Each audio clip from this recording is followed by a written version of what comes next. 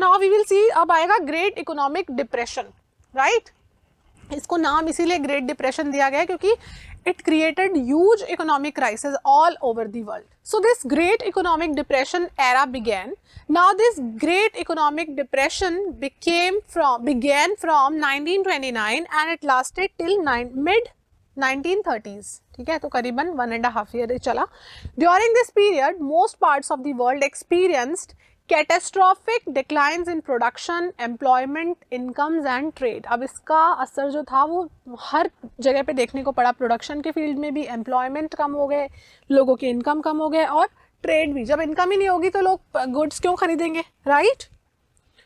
With the fall in prices and the prospect of a depression, the United States banks had also slashed domestic lending and called back loans. अब banks ने क्या कर दिया, loan देना बंद कर दिया और जो लोन दे रखे थे उनको भी वापस इकट्ठा करना शुरू कर दिया.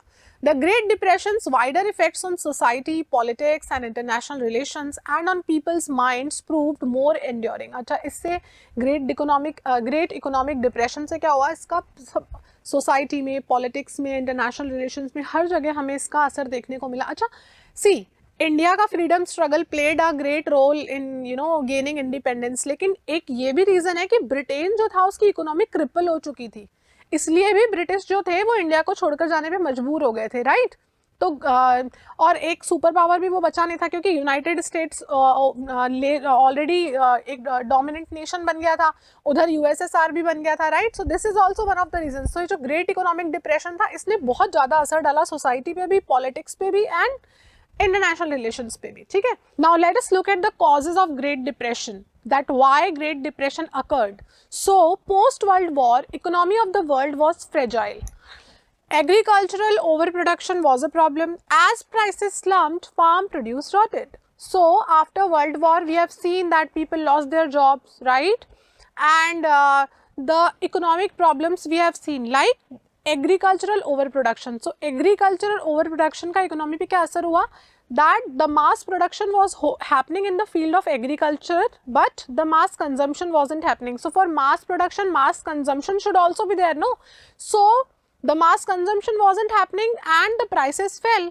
So as the prices fell, तो जितना भी वो अनाज जो ओवर प्रोड्यूस हो गया था वो लिटरली पड़ा पड़ा सड़ रहा था, राइट, लेकिन कोई उसको खरीद नहीं रहा था.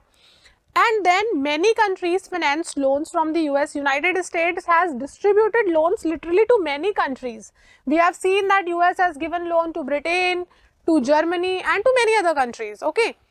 So when this economic crisis was happening, the US overseas lenders panicked at the sign of financial crisis, right. So finally the banks were bankrupt and were forced to close down in Europe. Why? Because they were unable to recover the investments, collect loans and repay depositors. जिन लोगों ने अपना पैसा bank में लगाया है वो उनको कैसे रीपे करेंगे, right? And they were not able to collect their loans back. So the banks got bankrupt and American capitalists stopped all loans. तो जितने भी लोग अमेरिका के थे जो फाइनेंस कर रहे थे, पहले लोन्स दे रहे थे, they have also stopped giving loans. Thus the Great Economic Depression happened. Okay, now how was India dealing with it? What was the situation in India? So let us see now India and the Great Depression. Since colonial India had become an exporter of agricultural goods and importer of manufacturers, the depression immediately affected Indian trade. So अब India में क्या हो रहा है, agricultural goods तो export हो रहे हैं, लेकिन import क्या हो रहा है, finished goods, right? So finished goods are more expensive, right, than the raw material. Now Indian trade पे भी इसका असर देखने को मिला. Peasants and farmers suffered more than urban dwellers. Though agricultural prices fell sharply, the colonial government refused to reduce revenue demands. अब सबसे ज़्यादा असर किस पे पड़ा, peasants पे and farmers पे. Agricultural products की price क्या हो गई थी, कम हो गई थी, but still the British government was saying that we will not reduce the tax, we will be asserting collecting the tax, right? So अब peasants की और farmers की हालत बिल्कुल खराब हो गई. Indian exports and imports declined extensively and prices started to fall down. So India में भी acute crisis was going on. Bengal jute grower suffered the most. तो जो बंगाल की जो जूट इंडस्ट्री थी, हैंडीक्राफ्ट की इंडस्ट्री थी, सबसे ज़्यादा सफ़र इस इंडस्ट्री ने किया, क्योंकि लोगों के पास जब पैसे ही नहीं है तो वो कहाँ से ये हैंडीक्राफ्ट का सामान इंपोर्ट करेंगे या रॉ मटेरियल इंपोर्ट करेंगे, तो उनका भी काम बंद हो गया। Large scale migration took place from villagers two towns and cities. अब एग्रीकल्चरल के जो एग्रीकल्चर प्रोड्यूसर्स के प्राइसेस कम हो गए हैं, the prices fell down. So all those people who used to live in villages earlier, they came to the cities and towns in the search for a new work.